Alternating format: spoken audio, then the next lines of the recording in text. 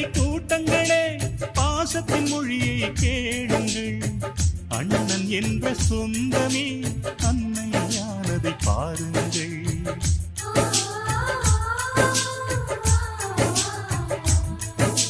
சிலுவைகளை நீ சுமந்து மாலைகள் எமக்கு சூட்டினாய். சிறகடிக்கும் பறவைக்கெல்லாம் வானத்தை போல மாறினாய். விழியோடு நீ குடையாவதா?